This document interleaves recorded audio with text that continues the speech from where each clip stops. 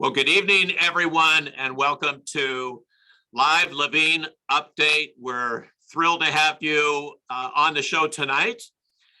We have fantastic guests with us. We'll get to our first guest in a couple of minutes, but I wanted to use the opening minutes here again to give the community here in Levine in North Texas a little bit of an update on our COVID numbers and trends, et cetera. So one thing I want to mention to our community is that a month ago, so this was on September 13th, that the state of Texas was showing its highest level, its highest, 7-day average level since June of this year and that level was at about 18,000, near 19,000 cases, okay? So that's the state of Texas about 1 month ago today. But as of yesterday, the 7-day average has already down to below 8,000. So that's a 60% drop in 4 weeks, which is a great trend to be seen. And obviously we hope it continues. Now, mind you that our Dallas County Health Services is still placing the risk level at red. And red, of course, means high risk of transmission.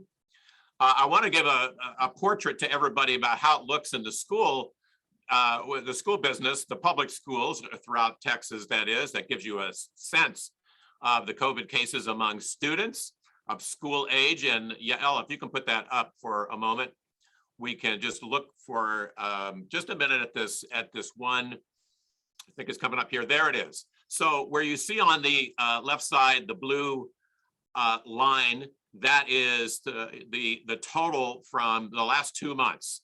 So we're looking over the last 60 days, the trend where school started, and that shows 185,000 students, K-12 that's cases, but we have 5.3 million that they're studying here, students. So what you're seeing here is a pretty steep rise up till about a month ago, right around September 5th.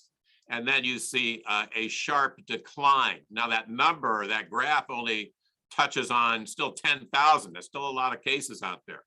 The graph on the right is showing staff in schools. So it's a smaller number in total. So you see a smaller curve, but you can see the same trajectory of that curve. So you can turn that off, Yael. And what I want to share with you is a little bit about those trends. And this comes from our UT Southwestern folks and their projections. They're saying that there's large decreases in the COVID-related visits to emergency rooms. They're seeing decreases in new hospital admissions for COVID, and test positivity rates, which are below 10% now, and decreases in the new cases of COVID in North Texas. Now, infection rates remain fairly elevated. And I should say that unvaccinated individuals remain particularly susceptible. UT Southwestern is reporting 99% of the positive cases, test samples at UT Southwestern are from unvaccinated individuals.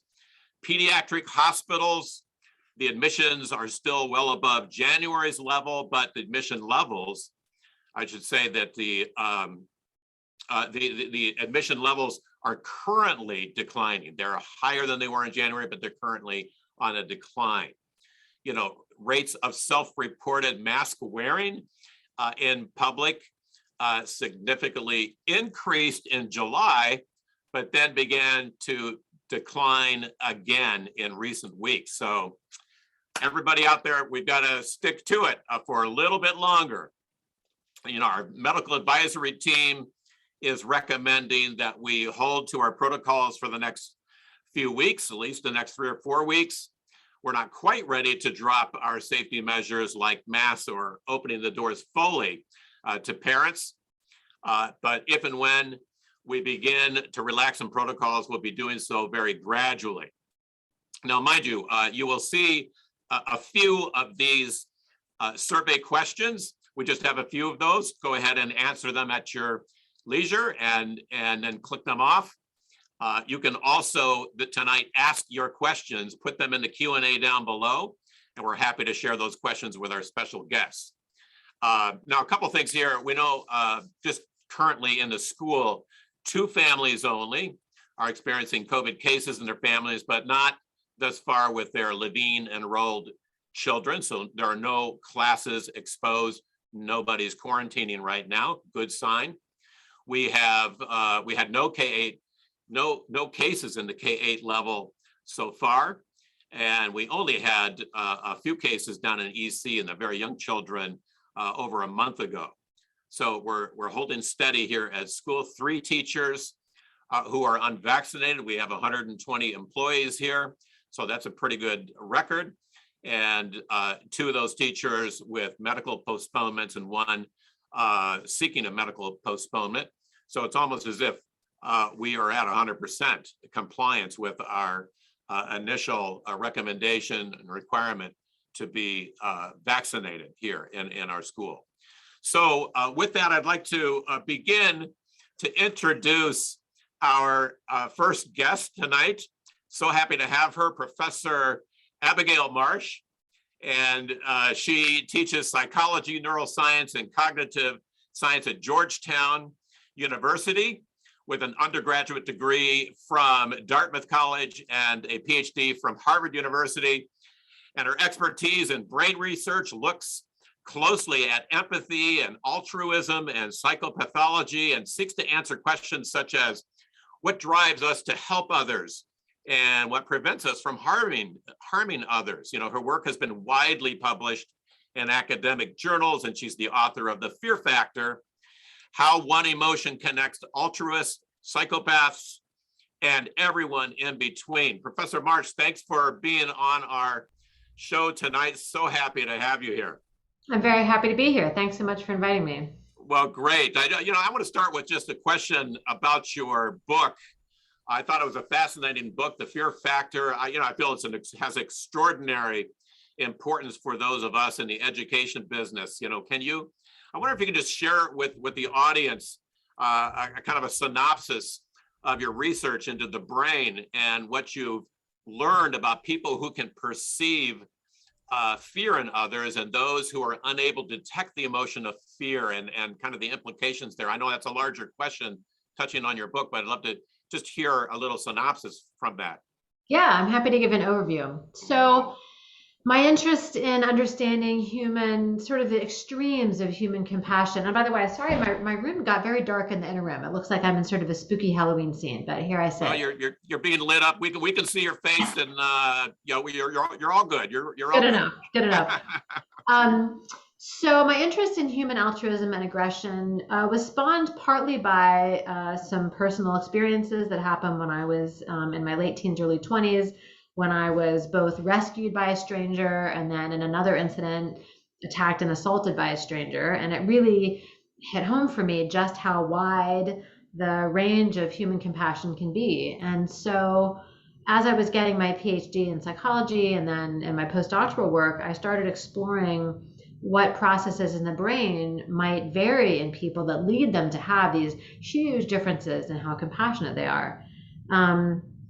I started out by studying people who were psychopathic because that is an established line of research. That's a thing that had been done. Although my group at the NIH, the National Institute of Health, was the first ever to do brain imaging research on children who are psychopathic. So this is children who are what is usually called callous and unemotional. They're very uncaring and often pretty aggressive.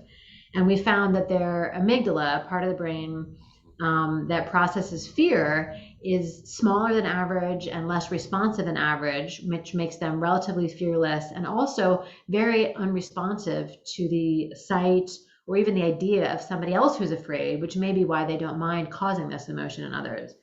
Then later on, I did research that's a little more optimistic in nature, looking at the opposite end of the continuum, studying people who have done really compassionate things like give kidneys to strangers. And I found that they have sort of anti-psychopathic brains. It sort of makes sense. The same region of the brain in them is larger than average. It's more responsive when other people are in distress, which may be why they do amazing things to help people in distress. Interesting, very interesting. We educators I'm talking about those of us who are teaching, younger children, like in our school. We certainly, feel hopeful in our efforts to develop, young students to grow up and to be, caring people. Is your research telling you that people are fixed in their possession, in their positive or negative characteristics, I should say? In other words, is emotional well-being or the capacity to be empathic, is that something you're born with? That's a great question. And I think it's a question that comes up a lot when we hear that there are certain psychological processes with like clear sort of neural underpinnings. We think, well, how much flexibility is there in the way that the brain developed? Maybe this is just what we're stuck with. And I would have an analogy to the brain. The brain is not like a muscle exactly. It's much more gelatinous and fatty than that. And it's a lot more complicated than a muscle. But I think just the same way we think of muscles, is everybody different in terms of probably how much strength they have the capacity to develop? Was I ever going to be Arnold Schwarzenegger? Never. Like, there was no amount of working out that it could have turned me into Arnold Schwarzenegger. But there's still a lot of variation that I personally could have ended up with. And for any individual person, you never really know what the top of your own range could be until you try. And I think of altruism and compassion the same way. Probably all of us have some sort of a range that is what's possible for us. But for any individual human being, you never know exactly what the top of your range could be. And there's a lot of people, and in fact, I've worked with somebody who's one of the most extraordinary altruists I've ever met. He started out as a heroic rescuer who rescued a stranger from a car accident. And then when they stayed in touch, the woman that he rescued stayed in touch and encouraged him to use this to make something of his life. Because as he describes it, he hadn't been a great guy up until then. And he decided years later to donate kidneys to a stranger because he realized how much better it made his own life when he helped other people. And so he's a really good example of somebody who said he didn't really think he was even a particularly good guy. And then it turned out he had capacities he didn't even realize. And so, yes, our brains constrain us a little bit, but brains are plastic and all of us can develop sometimes in surprising ways. Well, and I want to, sort of make this clear for my audience here, which is, the kind of conduct that, falls in this category of psychopathy, I guess is how you say it.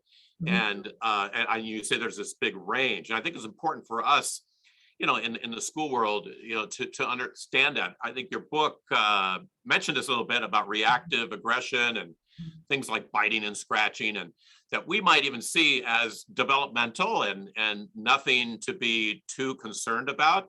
But I'm wondering if you can differentiate for us the kind of conduct that is correctable and can be rehabilitated, and the very extreme kind of conduct that is, I think you were mentioning, callous and unrepentant, and yet likely not correctable through standard educational means, that is. Yeah, certainly not standard educational means. I will say that, and if people are interested in psychopathy, I just this year co-founded a new organization called Psychopathy Is. It's a nonprofit purely devoted to educating people about psychopathy.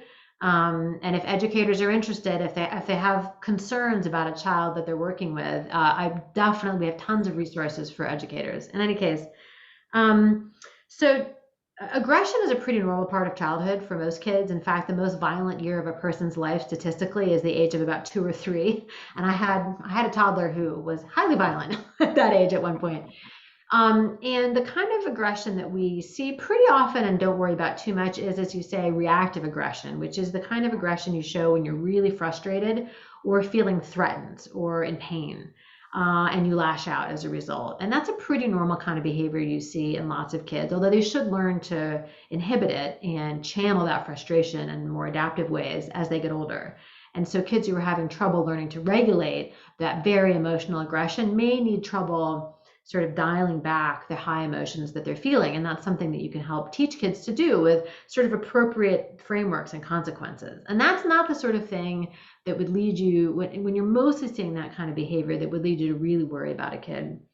The kids that I work with who have, again, what are called callous and unemotional traits, and who are at risk for becoming psychopathic when they become adults, show a kind of aggression that's called instrumental or proactive aggression, which is aggression that is not terribly emotional and is aimed at achieving some sort of a goal. So there's a big difference between, impulsively lashing out at somebody, even if they do get hurt, like you push somebody, they could fall down the stairs. I mean, somebody could get pretty badly hurt. Right. And deliberately going over to somebody to push them to like take their phone away or something. Using aggression as a tool to get what you want. That kind of aggression is much more closely associated with true callousness, with not caring about the effects of your action on other people, because you had time to rethink it and you still didn't. And so kids who are, and again, every kid can make a mistake sometimes, but when you're seeing behavior that routinely is exploiting or harming other people, aggression, but also things like bullying. So people who are bullies repeatedly and have not themselves been victims. So there's a lot of kids who are bullies have been victimized themselves previously. That's a cycle that you can see. Kids who are bullies who were not victims previously, there's no other clear explanation for bullying. Those are often the kids who have, again, callous, unemotional, or psychopathic traits, especially if you're also seeing a lot of manipulative behavior, a lot of deceit, theft. This is when I usually assume I'm dealing with a kid who has these traits, is if you're seeing not just one thing, it's not just aggression, it's manipulation, it's running a loan shark operation out of your bedroom. It's, stealing people's phones so you can, bully them and get things from them. It's often quite a suite of behaviors like this.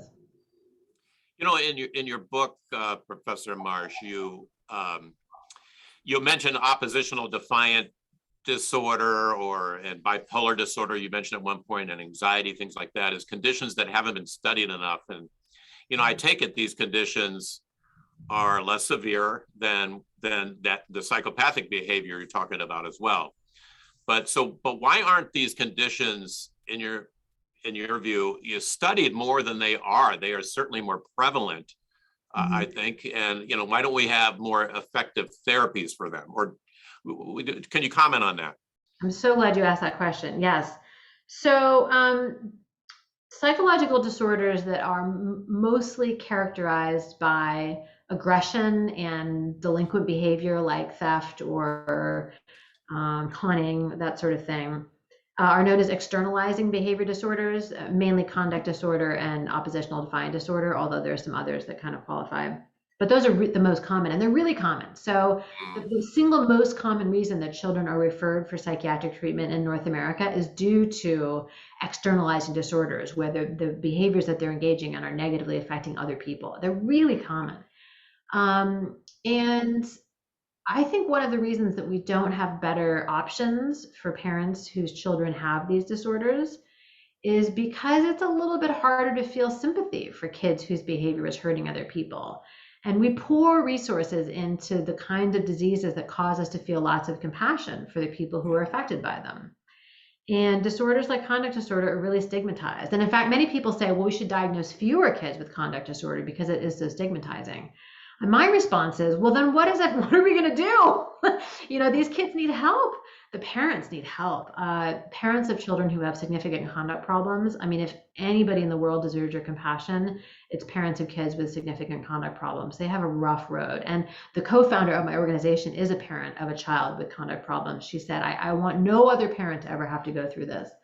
And so I really try to urge people to remember that even though it's sometimes hard to feel compassion for kids who, set fires and steal things, and, that's not, these kids have a disorder. There's something truly ill about them, just as is the case for a kid with autism or anxiety.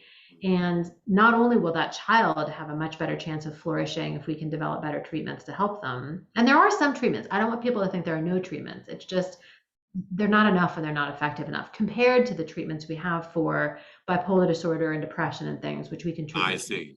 Yeah, we can treat those more effectively. Conduct disorder, we're still really struggling, I think. And there are way too few child therapists and psychiatrists who really understand how to treat it well. And so as a result, the parents of these kids really suffer. And oftentimes these kids go on to cause other people problems their whole lives if they're not gotten effective treatment. So all of society will be better if we can help kids who really struggle the most with their behavior when they're young, which is when we can probably be the most effective. Well, your background is in both, neuroscience and in psychology. Mhm. And I just wondered about your experience with brain research, Mhm. because I'm just wondering if you do talk about the amygdala as being the one sort of activated area of the brain that where you can understand this whole by this polarity between compassion or empathy and psychopathy. But I was wondering, well, doesn't brain research, can it move beyond its identification of these problems and get to the source of serious aggression and looking for solutions to these problems? Is that a neuroscience issue or is that a psychological issue? Do we have remedies? And where is the sort of field out there to find remedies for children who may not be able to recognize distress or read the expressions of fear in other people? Yeah, that's a great question too. And neuroscience is still such an infant science compared to a lot of other disciplines. We're still in the really early stages of learning how all the networks of the brain fit together at all and support the different kinds of psychological outcomes that we care about. And then changing those outcomes is even harder, for many reasons. I mean, one of which is, the brain doesn't like new substances getting into itself. There's a blood-brain barrier around the brain that makes it really hard to get medications into it at all. And then when you do get medications into it, you can't control where they go. So for example, you probably know SSRIs, which are used to treat depression. They don't just hit one part of the brain, they hit every part of the brain. And there are serotonin receptors all over the brain. And so one of the reasons that so many people stop taking SSRIs who are prescribed them is because they have so many side effects, because there are serotonin receptors everywhere. And so it's very difficult to treat the brain in any kind of a targeted way. The good news is that you can often treat disorders of the brain using behavioral approaches equally effectively.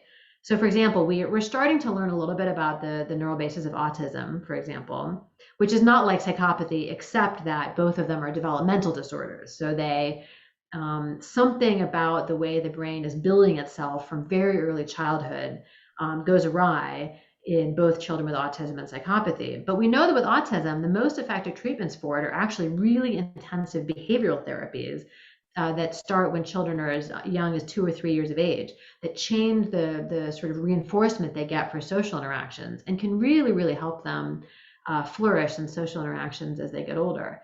What I'm betting on is that the same will be true for psychopathy. We need to do the same thing we do with autism, which is do much better, more consistent early screening for kids at risk and start delivering really intensive behavioral therapy, I think. Possibly with the addition of medications that can sort of amp up how rewarding and you find other people, your emotional responses to other people, the kinds of things that these kids don't do early on. And that combination, good behavioral therapy and maybe targeted medication, I think could really change the course of their development. Someday, but we're not there yet. I know. Absolutely. I know that a lot of the study and that you've done to write that book is looking at these very serious behaviors. But there's another side of your book that I thought was absolutely wonderful. The fact that you really researched and spent a good amount of time talking about the other end of the spectrum, those who exhibit extraordinary altruism. I mean, so many great stories in there, but also just your study of it. Can you share, with our audience, what you learned about these special people, and maybe touch on some of the most the prime examples that you were able to find? Yeah, absolutely. So I have had the great privilege of working not only with people who are pathologically lacking compassion, but with people who, and I wouldn't ever call them pathological, but they certainly have an excess of compassion and caring relative to most people, including people who have donated kidneys to strangers. And I've done brain scans with probably 70 to 100 altruistic kidney donors now, including long interviews and working with them often for many, many hours and getting to know them well. And it's been just a really wonderful opportunity to understand the origins, the biological and psychological origins of compassion. And some of these people really take my breath away in terms of the way that they are willing to help other people in need. They include, a man named Harold, and he doesn't mind my sharing his name, who had never even heard of anybody donating a kidney to a stranger before. But he encountered a girl who was looking for a bone marrow donor, and he thought, well, I could sign up to be a bone marrow donor, but they may call me, they may not. And in fact, they never did. And he thought, well, there must be other ways that I can help people. And so he called up the National Kidney Registry and he said, I feel like maybe I know there's people who need a kidney. Could I donate? And they said, no, you can't. Nobody, and at the time, nobody was doing it at all. And he's like, well, why not? And so as a result of his persistence, he became the first ever altruistic kidney donor in Washington, D.C. Oh, wow. Yeah. And his kidney went into a woman named Bennett Galley, I believe, who was at death's door. And that's when his kidney went into her, and it's like a Lazarus effect. Her kidney was revived instantly, and she's gone on to leave a wonderful life after that. Yeah. Goodness. Well, just for this segment, I have one more question, but I want you to hang with us during the second part of the show and then come back with us at the end here. But one question I have here is that, I just wonder if you think that we in our society, parents, are we too protective of our children, as we raise them or even educate them? And in other words, your research into empathy, shouldn't we be devoting more time to social emotional development, particularly since it would help us read the need in others or perhaps cultivate our inner sense of caring? Can you talk about that for a little bit? Oh gosh, yes, I have lots of thoughts about this, but I'll try to keep it brief. Yes, no, I do believe, and I really appreciate educators, I think, doing a great job focusing on social and emotional learning in kids. It is such an important skill. But I do think that there's a degree to which we need to let our kids experience being people in the world independently a lot more than we do. One of the very best ways to become an altruistic person, a person who actually acts when somebody else is in need, is to be in situations where you discover that you can make a difference independently. My experience as a professor at Georgetown is that not enough of the kids that I work with have had any experience doing anything independently in their lives before they get to college, and they just don't have a very strong sense of self-efficacy. They don't believe that they can independently, as adults, make a meaningful difference in other people's lives. And I don't think they're right. I think they absolutely can. But a big part of being empathic and altruistic is not just hearing about these things from books. In fact, you can't learn about them from books. You need to have experiences. You need to know what it means to suffer. The most compassionate people are people who have experienced real suffering, have really experienced pain. And it's not like we want our kids to experience pain. I'm a parent myself. I get it. But if you haven't had the full spectrum of human experiences and had the experience of overcoming difficulty, you're not going to be able to be a person who leaps in to experience empathy when other people are suffering and actually helps in ways that they need. Fascinating. Professor Marsh, thank you so much. And hold on with us for a bit as we move forward with the program and bring you back on at the end here. Will do. Thank you so much for now. And I want to turn my attention now to our next special guest, Dr. Jeremy Clorfene. He's been practicing he's a practicing psychotherapist and health psychologist in Chicago, specializing in supporting elite athletes, adolescent and adult resilience, and those seeking heart and obesity health. His first book is entitled The No Bull Book on Heart Disease, Real Answers to Winning Back Your Heart and Health. Dr. Clorfene received his undergraduate degree from Miami, University of Ohio, and his master's from University of Illinois at Chicago, his PhD from the Illinois Institute of Technology School of Psychology. Dr. Clorfene, thanks for being on our show. Hey, what a pleasure. Absolute. Dr. Marsh was quite impressive, some great stuff. Absolutely.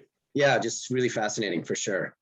Absolutely. I mean, Dr. Clorfene, I wonder if you could just begin by talking about this concept, this large concept of resilience, this question about resilience. I'd like to hear your definition of the word, but what are the elements within ourselves that if we nurture them, can fully help us to cope with the unexpected stresses in life? And how can we best cope with these quick reversals of fortune whether they have something to do with the pandemic or an economic misfortune, you know, and please give us a little understanding of that term. Wow. So a little bit on the heels what Dr. Marsh commented on just on the end with a lot of the kids out of the undergrads that she's seeing in her repertoire and her student body is just this idea behind being able to be independent, really more and more independent.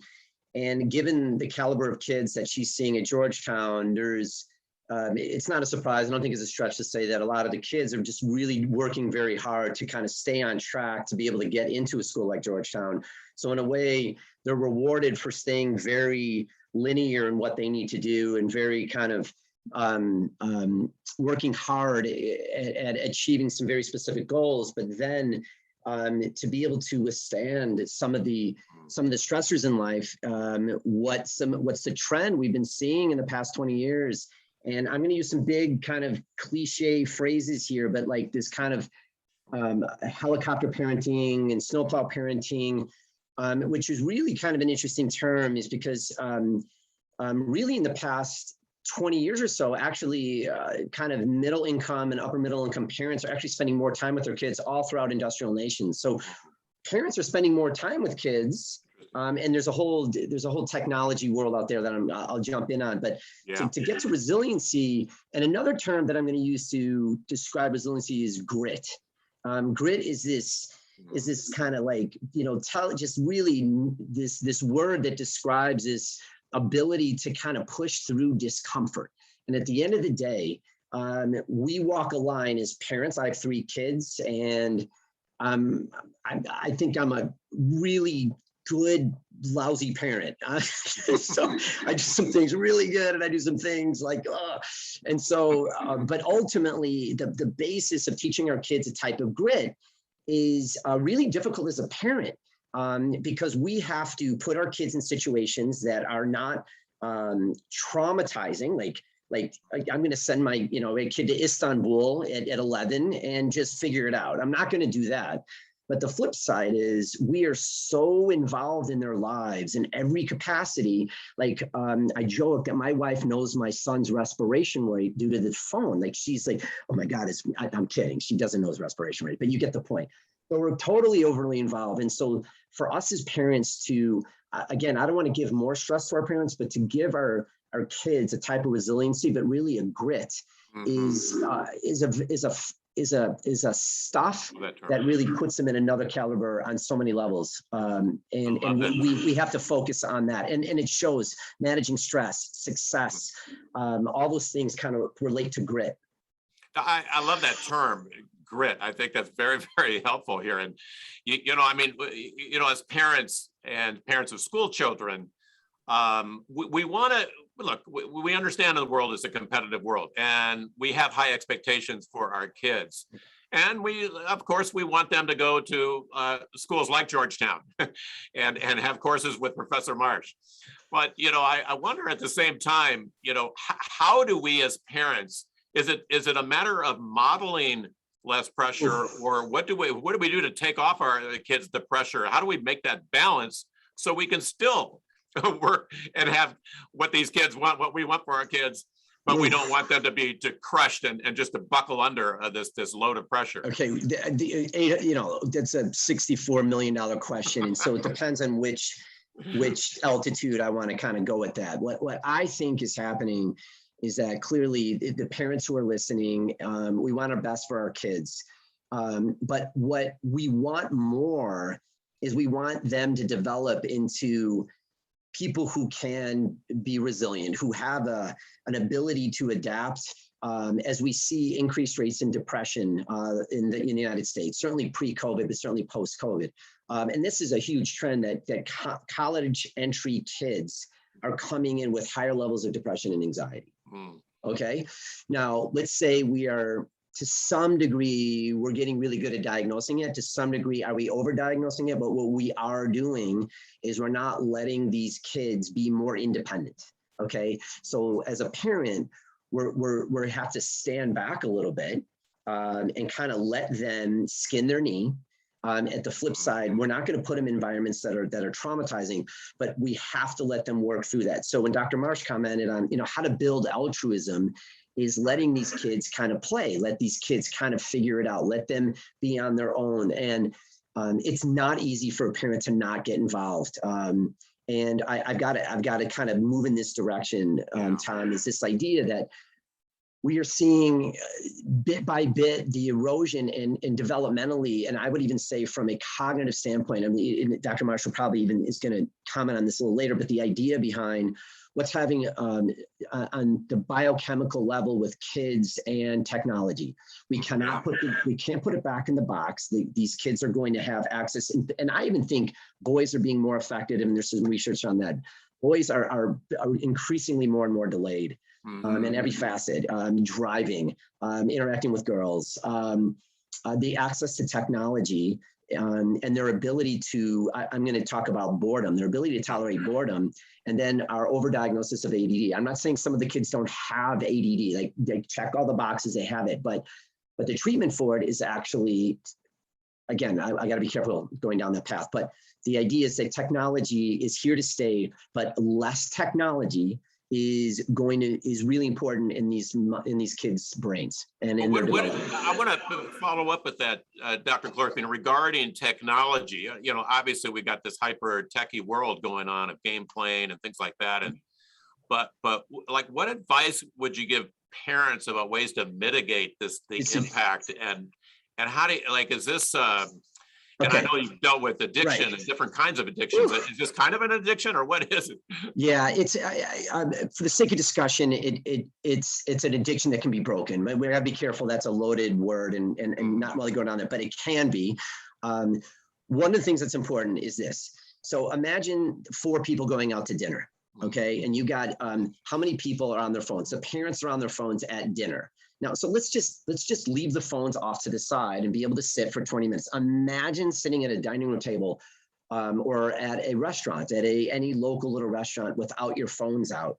And then what happens is the kids start to get a little unruly because they haven't trained themselves to be able to tolerate that environment.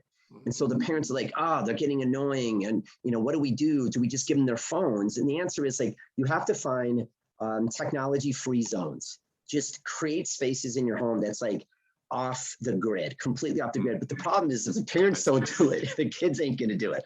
Okay. So, you got 4,000 stations and Netflix, et cetera. So it's like, wow, we're tied to it. But if parents don't dial back, it's going to be hard for the kids, but there's a lot of good in doing that. And if you can find tech-free zones, it does wonders. Okay. I also want to talk a little bit about, you haven't asked the question, but I think along those lines is actually teaching kids how to tolerate boredom. Can you imagine for a second what a kid would do, how long a kid could tolerate the discomfort of boredom? And for a kid to start to develop boredom tolerance, there's amazing things that happen to a kid's brains when they're able to sit still and not do anything. But what really happens in a very short time period, it actually declutters their brain. It actually allows them to unfocus so that they can refocus. So imagine a kid who's constantly on their cell or gaming, and then they have to switch to homework. You're gonna tell me these kids have ADD because they can't do their homework versus a video game? Like, homework is nowhere near as exciting. So the idea is they have to deconstruct what they're up to, what they're doing day to day, give that downtime for nothing, turn it all off for minutes. Give it like 20 minutes with no tech. If you're indoors, if it's 20 below out in Chicago, and like, what are you gonna do? You're not gonna run outside. But if you do that, you're doing some really good things, but the parents have to do it, okay? And so that's a short, long answer for your question. Well, listen, I know we've been talking about competition. We've been talking about the, hyper technology. And of course, there's a load of topics under the pandemic topic, we'll get to it just in a second. But I wanted to ask you, I know you work with teams and athletes, and, look, we got a lot of youngsters in our schools. They care deeply about sports, and I'm a big sports fan. Can you talk about the qualities you're seeking to promote, in the teams or in the individuals, and how you work with, how do you work differently with them, let's say, So, and how right. So it depends on, it really depends on the age and what we're asking for those kids. So I'm so blessed to work with some elite athletes, actually, with the University of Illinois wrestling team. I'm their kind of psychologist, and wrestling is a unique sport. I played D1 soccer. I played sports my whole life. I just tore my my cartilage. So Tom, I think you broke your foot not too long ago, and I hurt my cartilage. So I'm like going to be a big baby about it. But having said that, the pressure, there's a blend of letting kids want to be competitive. You can't take away a competitive spirit. I think at young ages, you want kids to play.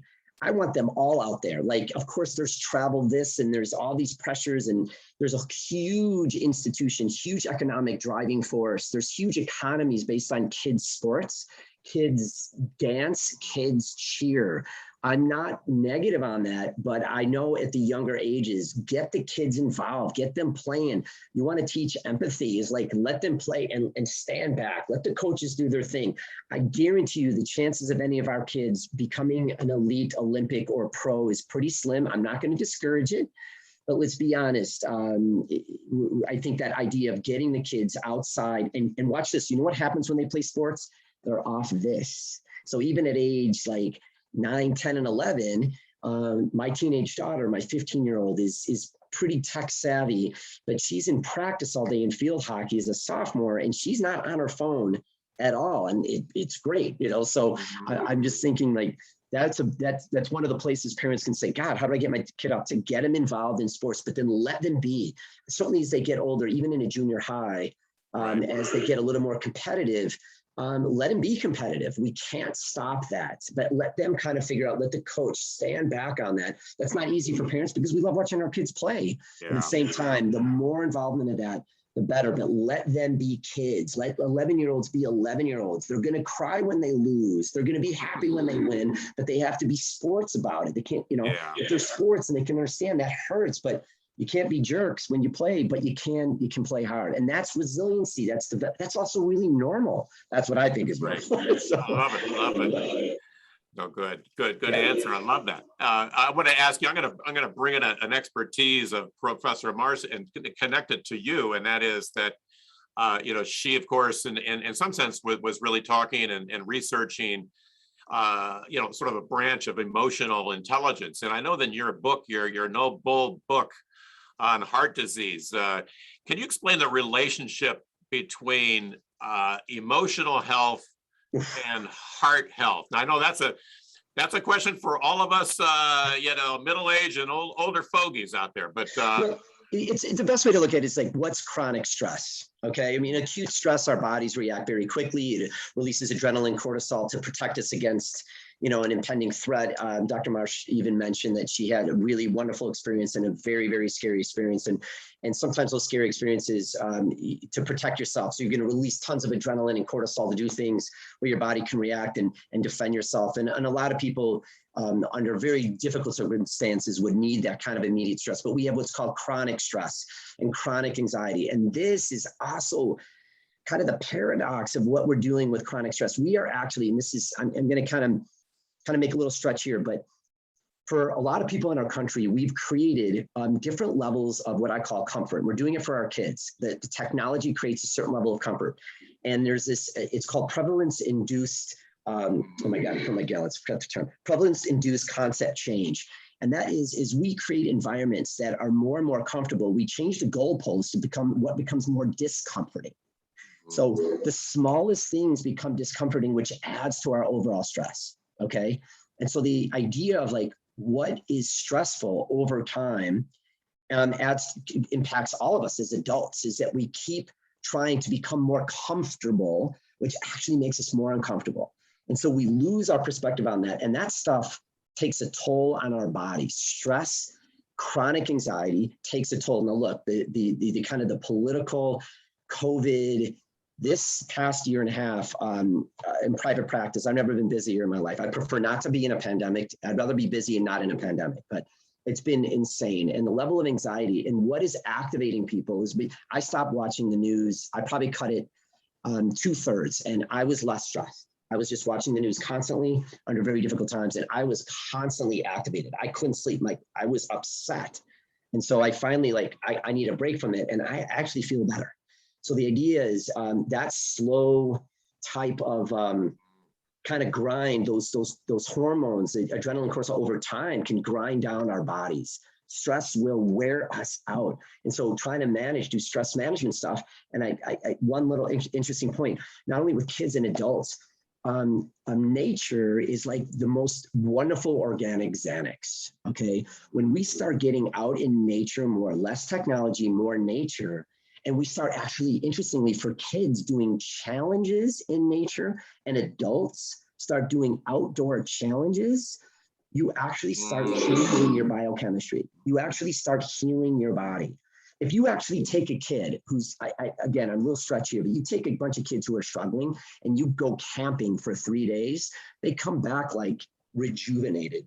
All of a sudden they feel, but now they are going to be uncomfortable for 24 hours. They're going to be like this. And then all of a sudden they start to transform, because that is our true nature, is to be outdoors, is to be living in, and human beings, that means gardens, taking long walks, just taking a long walk without your cell phone, without listening to music. Just go outside actually starts to recalibrate our biochemistry. So adults need to do it, kids need to do it, and adults need to do it with kids. Just get outside, take long walks, but don't stop and look at your phone and look at Instagram and take pictures while you're looking and send, like, just get off it, take a break from it. And that's really self-healing stuff for the heart, for the health, for anxiety, depression. It makes a big difference. Beautiful, beautiful. I have this general question about the feelings of isolation these days, and I'm just guessing that you certainly encounter this in your practice. The people who just can't see a light at the end of the tunnel of this pandemic, but for those of us who feel we're doing the right things, like getting vaccinated and following protocols, what can we do to capture a positive attitude when so many around us don't want to comply, or by not complying, they're prolonging the pandemic? Are we headed toward a civil war here? Wow. Okay. I thought a psychologist would know that answer right away. There's a lot of different ways to go with this. I would say the inflammatory properties of technology is a new reality. It is taking entrenched positions and making them even deeper. And so, one, if we can get people to get off tech for a little off news, which is not easy, okay, just say a little bit, and actually just be able to spend time with people. Just spending time with individuals, not talking politics, you actually start to like them again. You can actually say, wow, guess what? We've got way more in common than we have differences.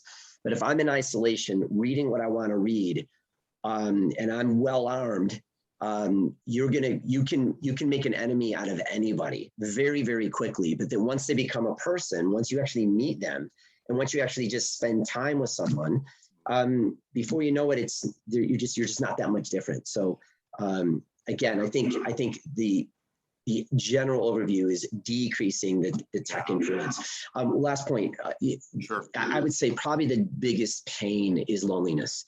Loneliness is one of the biggest sources of being in environments, let's say like New York or Chicago, and being surrounded by people and being in the shadow. And I think that level, so being caring and just acknowledging people and looking people in the eye, and smiling at people, sometimes that says it means they matter. And when they matter, just listening and paying attention to someone could be all the difference between someone not feeling so alone. And I think that being alone doesn't always mean you're lonely, but loneliness is really ultimately the source of so many people's pain. Well, Dr. Clorfene, hold on here. I want to pull Professor Marsh back onto the show here. And there you are. Professor Marsh, I'm going to ask you a sort of a similar question, and maybe this is a kind of an existential question, about the pandemic. But I noticed you published a paper on behaviors that promote versus inhibit, I guess, disease transmission. during the pandemic, you know, the tendency to engage in various behaviors that either directly or indirectly harm the welfare of others. You know, can you talk about this antisocial behavior in this way, like this sort of flouting of protective protocols? Mhm. Has this, you know, aggressive and at times I think you call it even angry behavior, is it that it's found a political outlet and therefore a legitimacy in our society? And if so, is morality, you know, I had to think when I was reading that, is morality losing its foothold on planet Earth?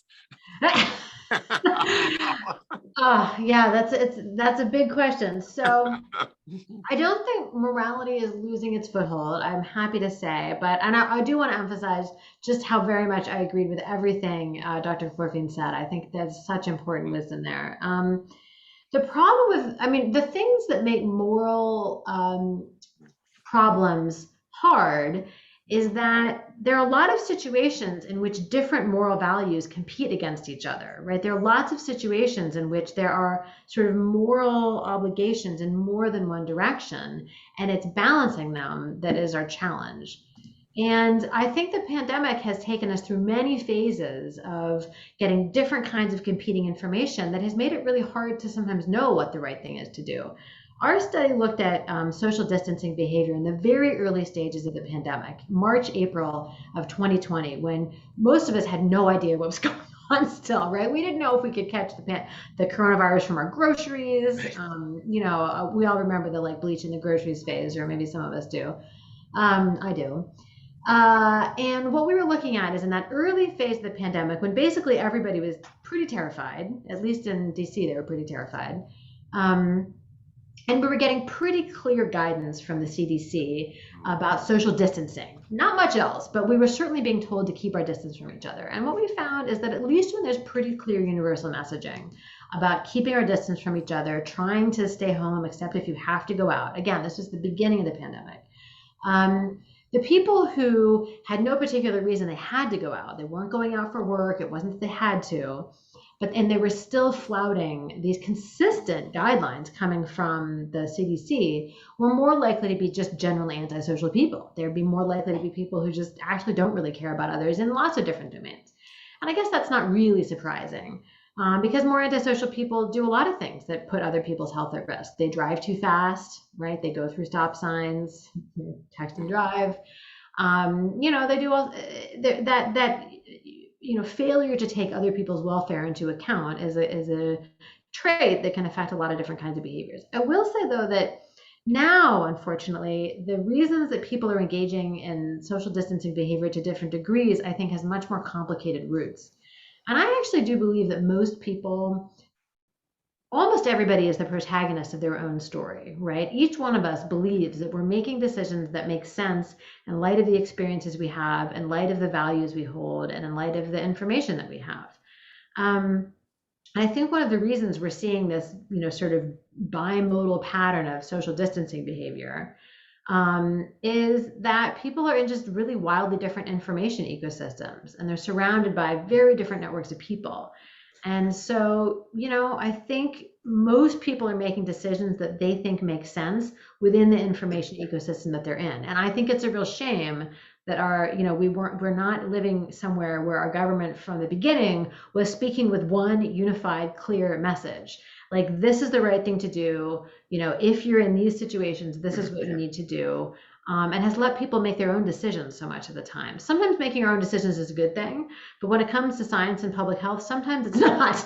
Sometimes we have to say, you know what? There are people whose entire job it is to figure out the real science, and sometimes we should just listen to them. But we as Americans have a lot of strong feelings about being able to make our own decisions. So I think it's complicated, and it's not just that people are immoral. Yeah. Well, thanks for correcting me on that. I try to remain an optimist. I almost always. No, that's absolutely good. That's fantastic. That's such a great point. That's really on target, because to Dr. Marsh's point about the idea of being your own protagonist, is like people really believe what they're doing is inherently right. They're like, you can't convince them of that. The question is like, to what degree is that really going to start to conflict with others in what environments? And, you know, it usually isn't. Your neighbor generally is going to probably have a higher probability of agreeing with you, just because it's your neighbor, and you know, we all have these set of values, whether it's that community, because that's where you live and that's where you find. But you're right, there's this like this bimodal reality, but people believe it. So to the point of kind of the moral erosion of that is, I think there is some degree of moral erosion, but a little bit independent of the way you asked it, Tom. Even though Dr. Marsh's response was on point, Right. You know, to assign like moral depravity because someone doesn't want to get a vaccine when they believe. I have a couple clients who there's no way I could convince them. I actually don't see them. I see them virtually as a result, and they've accepted that. But there's no way I could convince them, and that's a whole, you know, they have other issues. I'm not trying to convince them. But yeah, so I think that's the moral question is really extensive. Well, I want to ask a final question and a similar question to both of you. And Dr. Clorfene, I'm going to go to you first on this one. Because your practice, and you make some comments tonight about you know, depression, and might be on the rise, of course, during this time, and of course the high-tech world and the sense of isolation and the pressures, et cetera. There's a lot going on in any kid's life and growing up, and of course in our adult lives as well.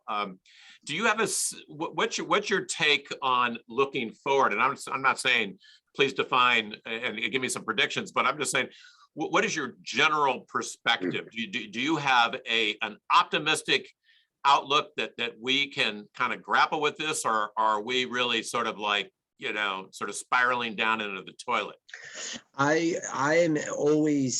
will never underestimate kind of human spirit. People find a way to adapt and adjust, and people will kind of muscle through it. If they are given enough of the good stuff that can give them a sense of hope.